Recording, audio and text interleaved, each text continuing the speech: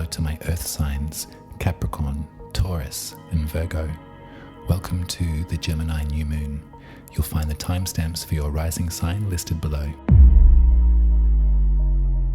Hello Capricorn rising, welcome to your horoscope for the new moon in Gemini. This is happening on the 18th of June at 2:39 p.m. if you're in the southern hemisphere with me. But first of all, before we talk about Gemini, I just want to make note of the fact that Pluto has stationed retrograde and has indeed entered Capricorn once more by the time this lunation takes place. So we will be dealing with a reminder, perhaps, of the rebirth that we're in process of experiencing. I'm going to remind you of the power of Pluto. I'm going to remind you of the critical nature of the 29th degree and of the brilliant work that you've done to reach this point and to break on through to the other side. So there you go. They're going to be hanging out in Capricorn and probably not going to move much further than that 29th degree until January of next year. So let's relax into it. And let's maybe go over some of our experiences, some of our recollection of what we have managed to rise above through. I had a beautiful reading with an 8-year-old, and it was quite moving for me to be given such a sacred responsibility to read for the next generation, that someone like me would be put into a position of trust for the next generation. Part of my experience with Pluto in Capricorn, being my sun is in Capricorn, my identity, my personality, part of my tryst with that was a wave of shame about who I am and what I represent and my core, what persona I was hiding behind to protect the inner, and a wave of paranoia that I would put my family to shame, that I would put young people in my company to shame by bearing the name of theirs and, by existing in the way that I do. And in a world that, and I said to Mum the other day, I was sort of like, not to make it all about me, because we were talking about the sort of vitriol that's spewing forth out of more and more people, it seems, as time goes on, as people get more frightened, and as as folks stand up for themselves and stand up in allyship for those that they love and care for, and also for those that they don't know at all. I do feel a strong sense of responsibility for all of us to maintain our ground, and we don't have to have an emotional stake in it to stand up for the rights of others, do we? We don't have to relate it to our experience in particular in order to stand up for it and to allow space and room for others to maintain their validity in life. Their existence is valid and their identity is valid. We don't have to have an emotional stake in that for that to be true. Anyhow, this was part of my breakdown, though. I predicted a lot of this hate a couple of years ago, and not in any kind of finessed sort of, not in any sophisticated way. It was just internalized homophobia, internalized transphobia, internalized hatred that I was paranoid and I was spinning out of control, and I felt huge waves of guilt about the kind of person that I had become and the kind of person that I was when I was very little too. Terrible. That was part of my Pluto transit. I looked to that as a moment where I had to burn it to the ground and stop hiding so I can stand here as an adult entering my middle age as the gender that I am and always have been, and be an elder for the next generation. Be an example of it surviving. Yeah. To read for the next generation, having done all of that work, continuing to do it, looking out and recognizing, oh, okay, so my internalized paranoia is now showing up in the world now. I could not have quite predicted, nor that I think a lot of us could have predicted just how hateful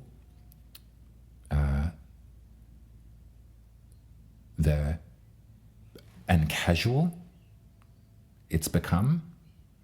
There are folks that maybe haven't thought so much about this sort of stuff now have a very hateful opinion on it all, and it's not really something that's in their wasn't in their maybe conscious awareness as prevalently as it is now. And so there's a real kind, it does feel quite, intense. So to read for someone of the next generation was a powerful moment for me. And in beautiful time with the astrology, a great coincidence, if you want to call it that Pluto has entered back into Capricorn. So I'm reminded of what I had gone through in my internalized paranoia, and reminded about what's going on outside. And as an emblem of hope and of trust and of truth and of love, I was asked to read for someone small. So that's just a long way to go around describing from my perspective, Capricorn, the essence of Pluto and what Pluto can and has the potential to bring to us. I've gone on too long, and I do apologize for being so selfish, but that's just a highlight of I'm highlighting the moment. I haven't really brought Pluto up for anybody else, but I thought it was important for you. Let's look at Gemini. Let's look at your 6th house. Let's think about your repetition, your chores, your rhythm of the day. Let's think about how you feel a bit bound to a certain rhythm, like there's like a feeling of like a rut, maybe. Not always though, you can't, we long to break free and be untethered, but really the 6th house is there for a purpose. It is there to keep our feet on the ground and to remind us of the importance of repetition, and probably something that you're quite, adept at too, Capricorn. So this is where the moon is happening, the sun and the moon at 26 degrees in Gemini. Those two luminaries, they're forming a square with Neptune at 27 degrees in Pisces. So that's your 3rd house, the house of the goddess, of your local environment. Rhythm, yes, but in a different way. Ritual, yes, in a different way. The 3rd might speak a little further to some sense of spirituality, or it might speak a little bit about unstructured kind of spirituality, lessons that are shared with voice rather than with the written word. A sense of belonging can be found in the 3rd house too. So this is interesting to have Neptune here squaring off this lunation, because it's almost as if the planet, and let's face it, Neptune in Pisces is really grand and really powerful and does hold court. Neptune's built for Pisces. So it feels like, yes, we're focusing in on your 6th house, and also your health would be a good thing to highlight at this new moon as well, Capricorn. The 6th house does talk about our health, mental, physical, and otherwise. Neptune in your 3rd house of your folk magic, the house of the goddess, is whispering something here. I would maybe look at this square as maybe some sort of support. Oftentimes it can be a friction when it's a square aspect, when it's 90 degrees apart. But then we kind of need to look at who's working in what sign and how. And so Neptune in Pisces is really at their highest potential. In Gemini right now, we also have Mercury, and Mercury's in their highest potential in Gemini. Mercury is also square Saturn in Pisces. So you can see it feels kind of like there's a push and a pull. It's kind of like a tug of war that I feel between your third house, which is your local environment, your village, your private ritual, your goddess worship, and your sixth house, your devotional ritual, your slave to the rhythm, your obligations, your chores, your daily reality. So at this tender spot and in this tender time with our recollections of Pluto and with our kind of, when people say like work with the energy, they work with the planets and that kind of stuff, the simplest way to do that is just to learn about them, is just to read about them and to read the myths. And also, cast your net pretty wide too, because in astrology, we're sort of working from like the sort of Greek tradition. Hellenistic astrology was the era of Helen of Troy. So it's sort of like, that's as far back as we can consider, a certain civilization.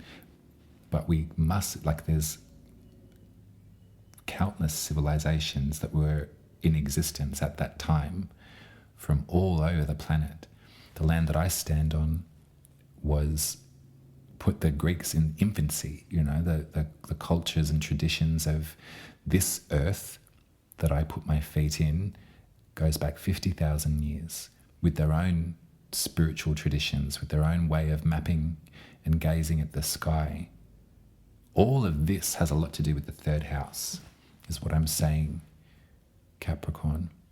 All of this is being supported by Neptune in Pisces in the third house at this time, Capricorn.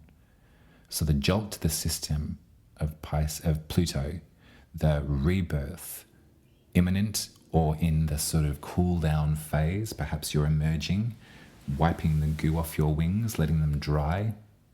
Maybe that's a nice image for you to think about too. This is not going to be the end of you at all, Capricorn. It's going to be the finish of a certain version of you, a certain way of being, but this journey to the underworld is for a great purpose. When I think of Capricorn for all of us, when I sort of zoom out and don't consider the chart as individual personality types and stuff like that, when we think about the sort of one of the grand signifiers of the sign of Capricorn, it is in fact hierarchy. It is in fact the mountain goat at the top of the hierarchy and the sea goat or the dolphin at the bottom of the hierarchy. So the sign itself represents just that, the striving to the top, the striving upwards. And so this is why on a personality level, there's language around Capricorn being a workaholic and sort of rigid and obsessed with work and has no fun and all of that kind of thing. Because of that essence of the Capricorn spirit is that of upwards, moving upwards. Pluto has almost like set a bomb underneath that mountain. So when we gaze out and we look at structures of hierarchy that exist in our culture, and we witness them all either being destroyed, clamoring for supremacy. I mean, this is why there's sort of a lot of hate speech sort of rising at present as well, back to what I was saying at the start of the reading. It's because that power, that heavy hand, it's like, what do they say in Wizard of Oz? You have no power here. Be gone before somebody drops a house on you. That's, we take our power back. We're taking our power back slowly but surely. And this is what Pluto is doing for all of us. This is the destruction of power structures that we witness all around us. The uncomfortable thing about that is if you are sort of halfway up the mountain, you might feel that all your work's been for naught. But that's not the truth, Capricorn. You're evolving, you're changing, you're growing. And soon you're going to be in your next phase of being. And that's going to be so beautiful and so beneficial for the group, for the lot of us, because you've got the ability to change. I think that we all have the ability to change. Some people feel really stuck in their ways, or some people will witness other folks and think that they're kind of stuck in their ways, that they're rigid, they're not going to change, they're not going to move. But I think that we all have the power to do that. We all have the power to evolve at our own pace as well. So at this new moon in Gemini, Capricorn, I want to ease up on sort of the responsibilities of what that might entail. I want to ease up on the idea of sort of conscious manifestation. My practice doesn't really include a lot of like willing things to occur. Mine sort of happens in retrospect. I love this work because I get to look back at where I've come from and make sense of it. Find the patterns in the stars, or find the guidance in the cards.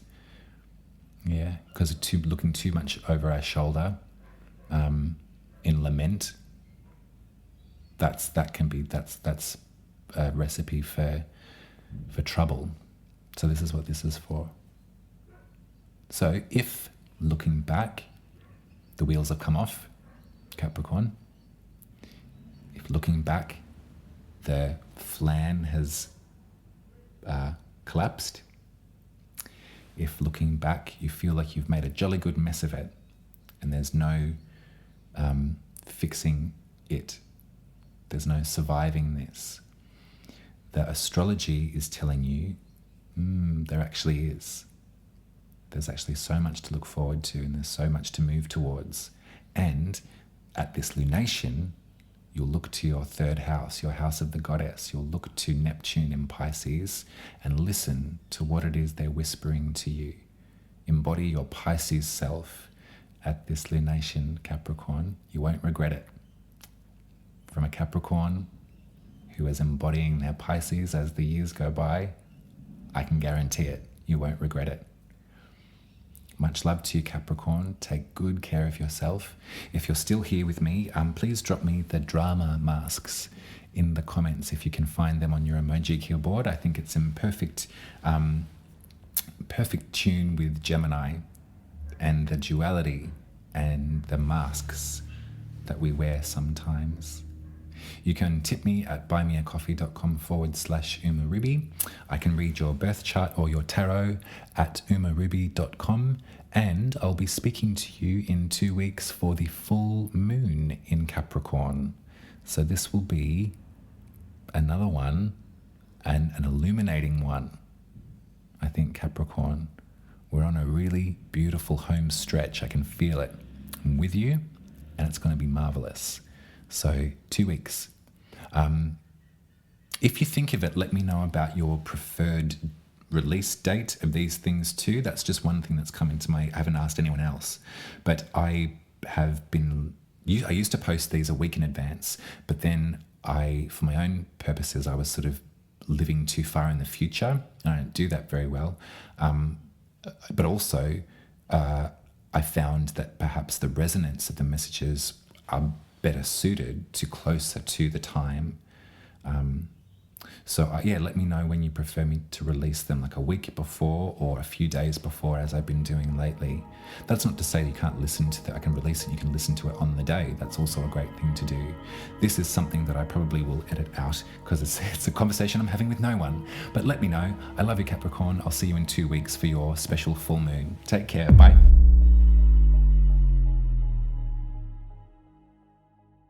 Hello, Taurus rising. Welcome to your horoscope for the new moon in Gemini, happening on the 18th of June at 2:39 p.m. if you're in the southern hemisphere with me. So if you're in the northern hemisphere, it's the evening of the 17th of June that this lunation will become exact. So we're going to talk about two separate houses of your chart today, Taurus, because there's some conflicting opinions that we need to reconcile. Maybe not reconcile, actually. We probably just need to allow them to do their thing and have their argument.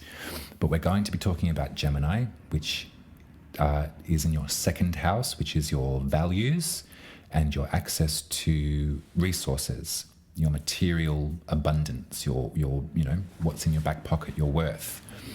And also we're going to talk about Pisces, which is your 11th house, which is your sense of community and humanity, the sort of greater human condition and, friendship and, kindred feelings of togetherness. Who are you rolling with that lift you up and fill you up?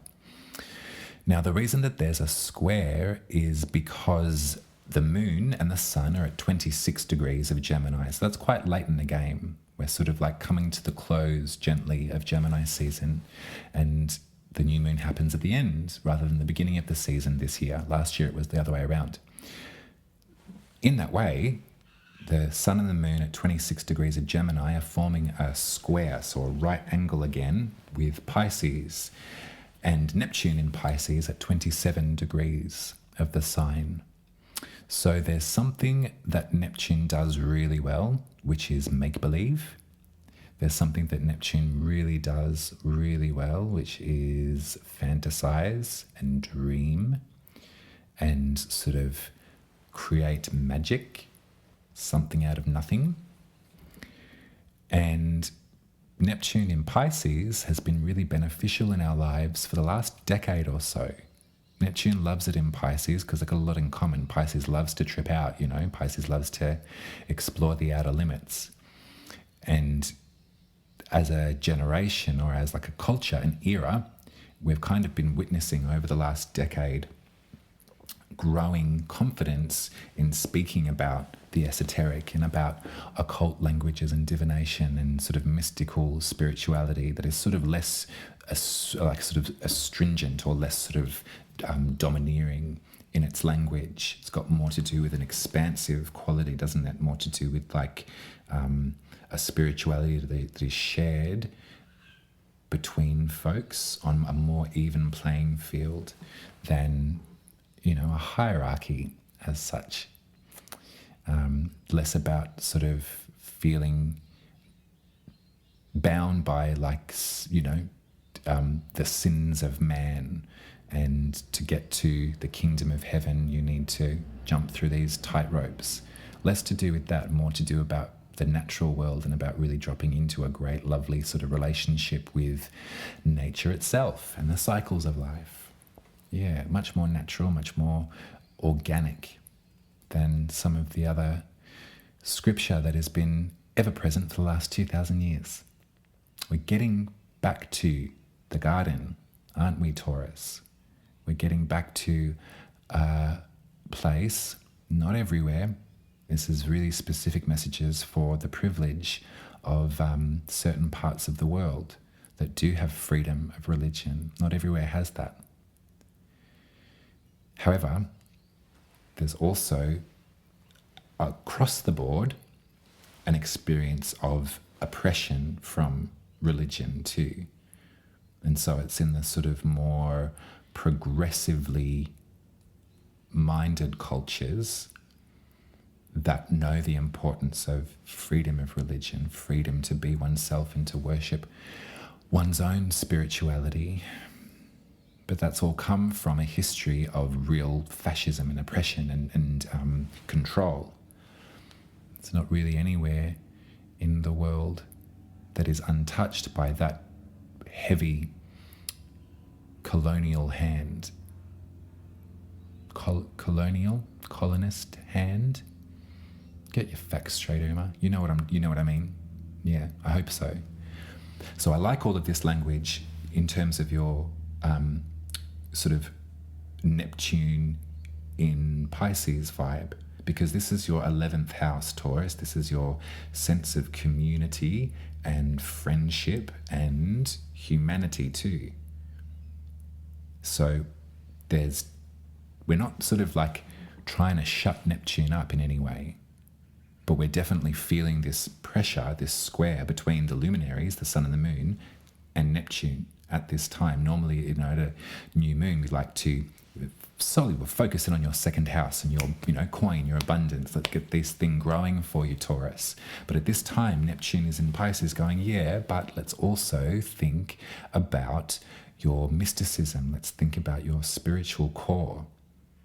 Is there something that could inform the way that your second house operates that has been sort of, kind of in a way sort of more difficult for you to ignore as time goes on, sort of growing in intensity, the pull towards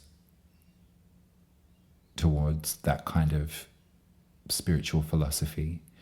Is there stuff that's in your ancestry that's sort of calling your name, and it's louder and louder and louder, and you can't really ignore it anymore?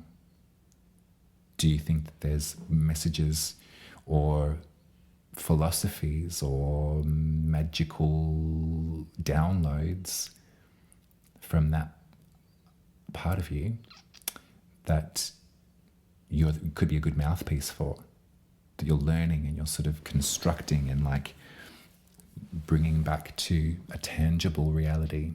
That could be something that's really nice that's happening. It's kind of almost as if at this new moon you sort of don't want to sort of be too heavy-handed with it. It would be really good to see if you can open up that portal a little more to bring some of the unconscious stuff to try and you can't grasp it because as soon as you do it, it sort of disappears. But maybe listen to your guides, listen to the whispers of your ancestors at this one, because they might have some really good practical advice for you about your second house too, about your resources. Now, the other aspect that's going on with this as well, Taurus, though, is between Mercury in Gemini, so still focusing on your second house, and also Saturn in Pisces. So Saturn's at 7 degrees in Pisces, and Mercury is at 11 degrees. So they've just come through an exact square in the days preceding before this new moon. So it's almost what I feel. I don't know, I've got this like sort of like older voice in my head that's sort of like, and because it's in Pisces too, it's sort of like, it's not, the sternness of Saturn, that sort of outer limit taskmaster that is often ascribed to the planet, from in the ancient days of the ancient Greeks anyway, they perceived Saturn to be the outer limits of the galaxy because it was the last planet they could see with the naked eye. So it was, boundary. That's where we get all this language about sort of like, stick to task. Saturn's always going to, bring some cold hard truths with it wherever it goes. And a square with Mercury, who is really quick moving, it's the quickest one that zips around here, there and everywhere. It's something to make note of because, it's like a zap. It's sort of like a zap of intel. So maybe a couple of days before this, I'll probably be publishing this a couple of days before the new moon anyway. So what's come to you about, what's being handed down to you from, it feels mystical to me. And Saturn in Pisces, Saturn, for all of my Northern Hemisphere folks, I don't get grief for it. People love it, but my funny Australian accent has a hard R. And so sometimes when I say a word, people are like, what? Was that a G? Anyway. Yes, but it feels like there's sort of like it's not a test, but it's definitely kind of like, okay, so here is one resolution. handed down from the magical hand of my ancestral connection. This is coming from a spirit guide, or this is coming from an angel. This is coming from a protector in some way. In my sense of community and humanity, there's a key here, but it's not without sacrifice, and it's not without some really hard work, as Saturn keeps telling me. And I got that, and it's, I'm jimmying open the lock in my second house, and I'm like, well, it feels jammed. Oh, maybe I'll just go back to doing what I normally do. The new moon is sort of like, no, listen deeper. Like, go with that sort of magical feeling from Neptune. And yeah, you've got boundary and you've got boundlessness, all in the 11th right now, all in Pisces, playing hand in hand. And we've got to find the, like, who's working in rapture right now? Neptune and Pisces, for sure. Neptune is built for Pisces. So there's a high sort of authority there. Also, Mercury in Gemini is that. So Mercury in Gemini is perfect. So I would receive the stern hand because it's coming from love, from your ancestors. I would also probably feel the weight of their hands on my shoulders pointing you. It's sort of like a contradiction, because they're sort of saying, like, wake up to yourself, Taurus, wake up to your ability, wake up to what you can offer. It's different to what you think that is, though, because look here, look under this rock. That's the way you're going to get that key to turn. That's going to open up your second house. That's going to allow the gold in. There's an emphasis on the second house for you, isn't there, sometimes, Taurus? You like to make sure that there's enough. You want to make sure that you're committed to the right things. And so it doesn't matter how long it takes, but, you want to grow. There's a fecundity is a good word, isn't it? There's a fecundity to the second house. There's opportunities. It's like a garden or like a greenhouse. So we've got to plant the right things and allow them to grow. But isn't that funny? I keep on feeling that sort of pivot on the shoulders. And it's not from someone that's sort of like, they're not being stern with you, although perhaps with the Saturn vibe there might be to begin with. So that's the first message from Saturn to Mercury. It's like, oi, shh, shh, shh. Pay attention. And then as we move closer to the lunation, the new moon, it's Neptune, who's, batting their lashes, hypnotizing you with their beautiful eyeballs, being like, what about this? Can you surf? It doesn't matter. Here's a surfboard. Let's go. It's a nice feeling. It's a nice feeling to have hope. It's a nice feeling to have faith. And as we evolve continually on this, this continuum, as we march down this pathway to evolution, faith is being restored, isn't it? In ways that are different than you might think. There's a lot of folks that lived a lot of their life in the protection of, sort of like an atheist sort of perspective, or like a secular sort of mindset, which I think is, I'm one of them. The cloister and the rejection and the emancipation, the sort of, chokehold of the organized structures of faith, of the sort of big business of spiritual practice,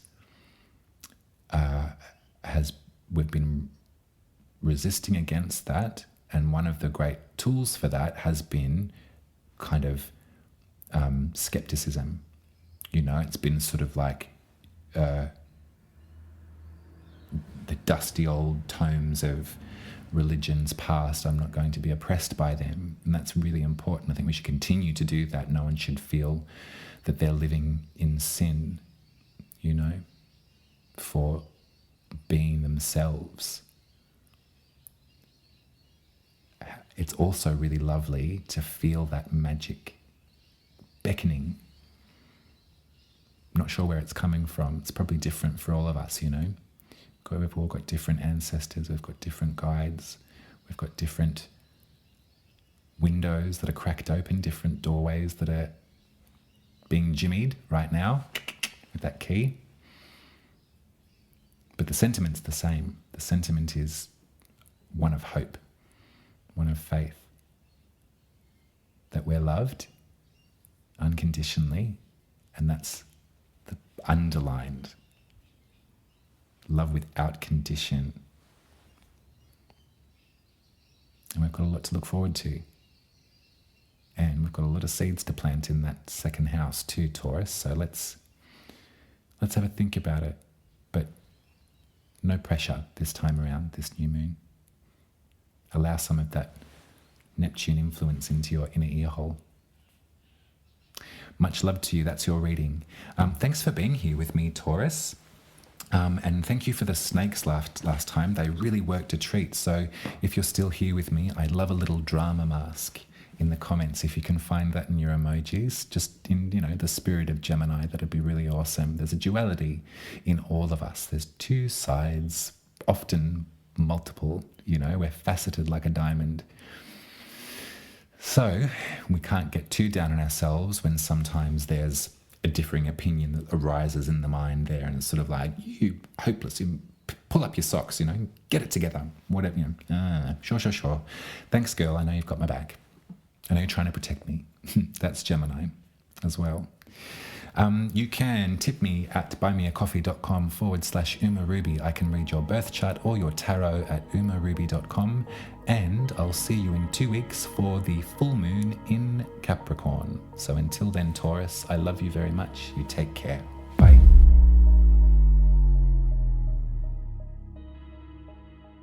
Hello, Virgo rising. Welcome to your horoscope for the new moon in Gemini, happening on the 18th of June at 2:39 p.m. if you're in the southern hemisphere with me. So if you're in the northern hemisphere, it's the evening of the 17th of June.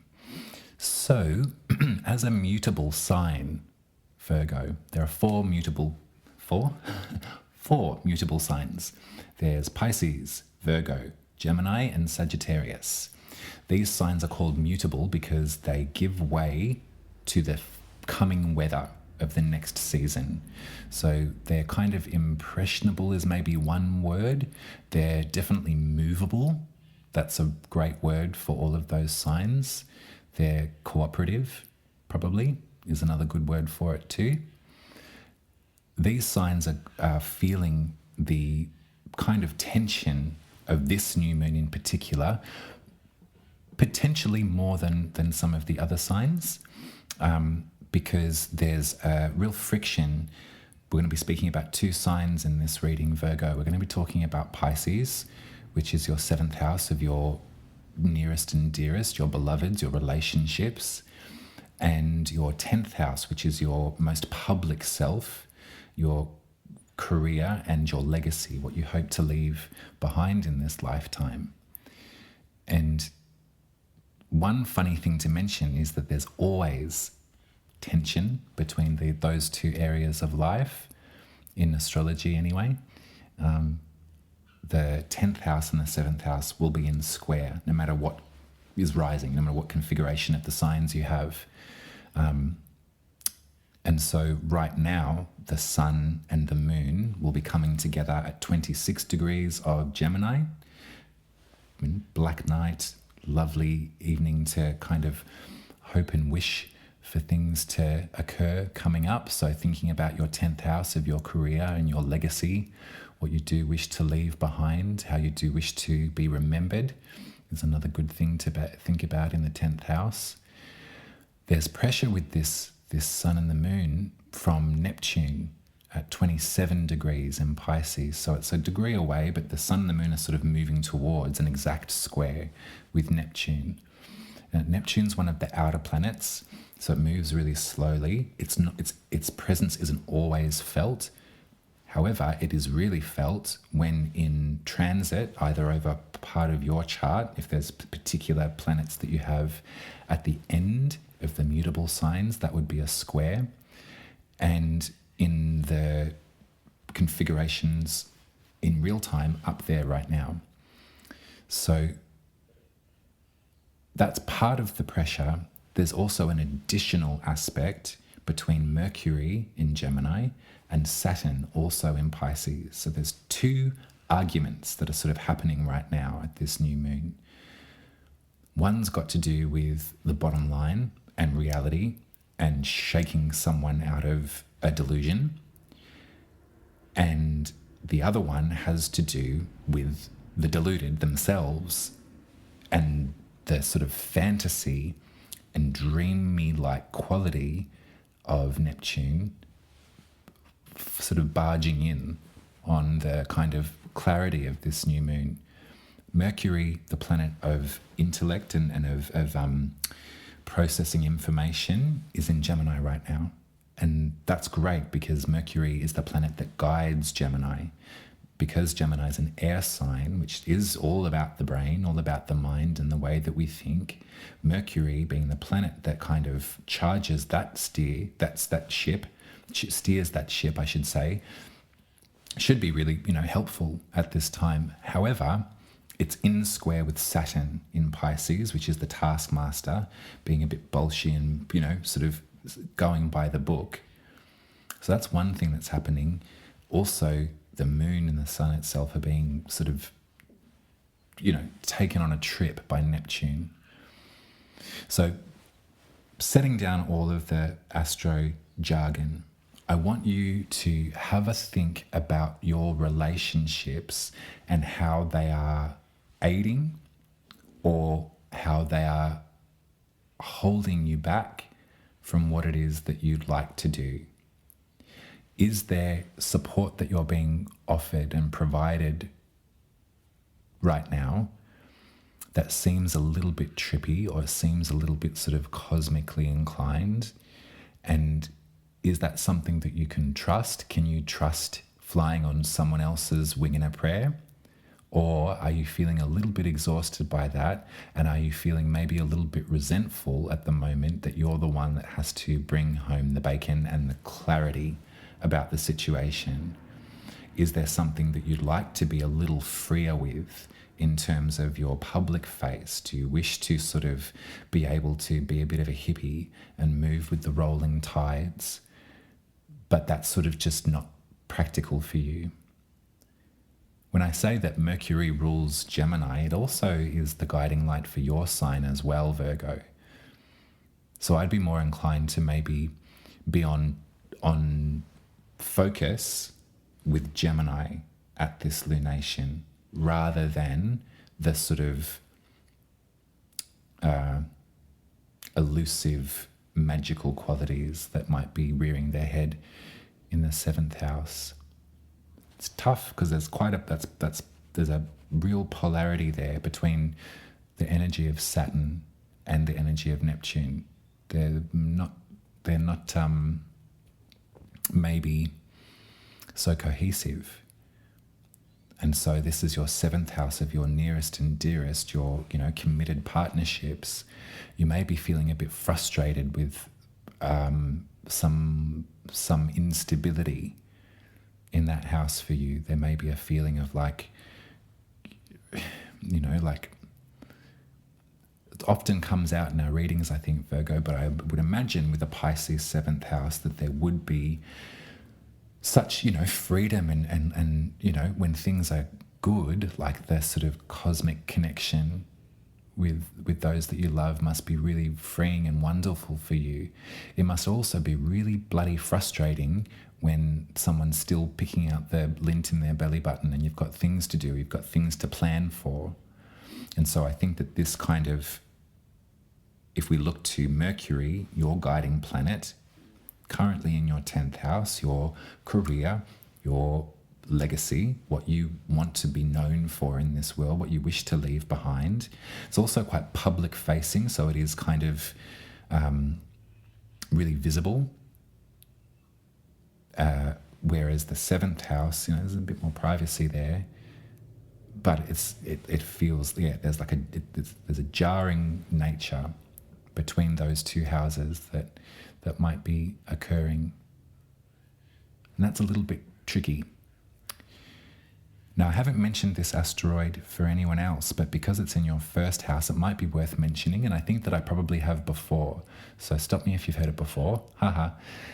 Ceres is still in Virgo. Ceres is the asteroid, the goddess asteroid that represents our maternal instinct or our paternal instinct or our caregiver, our parental instinct. It represents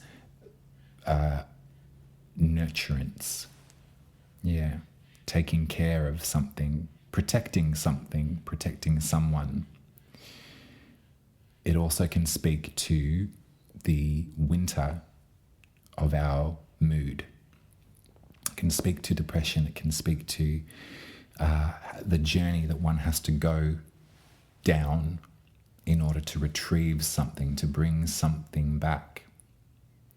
Now, what's happening with this feeling in your first house, and this isn't to say that you're depressed right now, Virgo, although if you are, you've got some lovely support from Pluto themselves at 29 degrees in Capricorn. So Ceres and Pluto, funnily enough, are working together at this lunation. They don't, in the mythology, they were working against one another.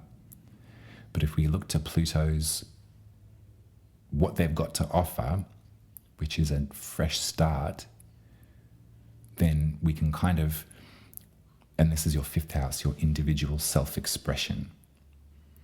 So I think the overarching message for this reading, Virgo, is to keep your eyes on the prize, to keep your eyes on your legacy, to keep your boundaries in check. If we look to Saturn for boundaries, and Saturn is in your seventh house of your intimate relationships. And this isn't to say that we're sort of freezing anyone out or blocking them out or disallowing, not listening to them, not at all. We also need to feel that we're being supported too in relationships. We really need that. We can't consistently be the one that is offering emotional support or propping somebody else up. And that's tricky with Pisces too, because they do it for you. And that, that's the hard thing, because we love Pisces. We also, they friggin' give us the shit sometimes too when they dissociate, when they swim away. They might be a bit reluctant to tell you how they've been feeling, because they're always telling you how they're bloody feeling. And you don't mind that too, Virgo, because that's what, you've got feet on the ground, so you're there to sort of help out. But the way that the die is cast at this new moon, it's kind of leaning towards the importance of your stake in it, your stick in the game, your skin in the game. Is that that's a funny phrase, your skin in the game. Maybe you don't have to feel so pressured to sort of try and activate this new moon. It's not something that you have to kind of be like, right, where's my dream journal? Where's my 5-year plan? That sounds like your vibe though, so you probably already got a 5-year plan, Virgo, but maybe it's kind of at this new moon, it would be great to have some contribution from the people that are included in my 5-year plan, because I get magic, I get instinct, I get intuition, I get no boundaries and limitlessness. That's all awesome, and I really need a bit of that to loosen me up, because I do get quite sort of stuck in the mud sometimes. That's great. I also would like for my contribution to be admired as well, and not just shown gratitude for, but kind of taken as encouragement to foster that kind of growth and that kind of commitment in other people in my seventh house. I would like for them to follow my lead on this. and to offer some solutions to, especially as Ceres, the planet, which, with the asteroid, there's a lot of beautiful kind of, cuddly warmth with Ceres. It's really you should look in your birth chart too to see where your Ceres placement is, because it is about caring, it is about guiding, it is about parental instinct. It has to be said that there is that highlight on the journey down to retrieve something, to bring it back to the surface as well. And so this is where my mind goes. My mind goes to depression. And as someone that experiences depression, I am so forever grateful for folks in my company that have the commitment to me, that will sit by me and help me through, guide me through with their lantern.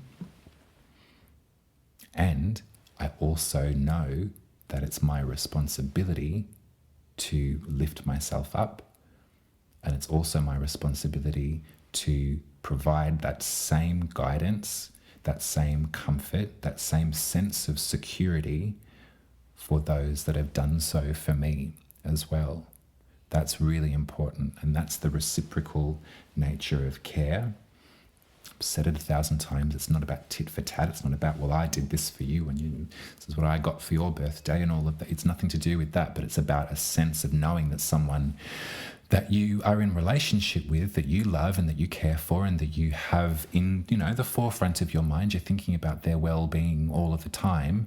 It's nice to know that they also have your back too. If the going ever gets tough for you, or if the seasons change and you find yourself a bit flat, a bit dull, if you find that the past is coming up to say hello again and is being a cruel reminder at an inopportune time, that you can be in a relationship that has the scaffolding or the armature to be able to support that too. Yeah. Things like hot water bottles and things like, comforting food and things like just sitting together and watching a movie, that's all of these actions provide us with a reinforcement, a sense of security when we're feeling very insecure. Yeah, that's the reading, Virgo. Hope you're feeling all right, love. And thanks for being here. And it's not to say that this is going to be hard. It might not be, but the sort of relinquishment of the armor is probably a good thing to do at this moon. Yeah, you can be sensitive at this one, and as I said, the mutable signs might be feeling a bit of tension more than others. So in that, your 7th house also, they might be feeling a little bit of pressure as well. This is all happening in their 1st house, so that's their sense of self. So yeah, you can witness that and they can witness you, and that's the recipe for a healthy relationship. Coming from me, as if I know.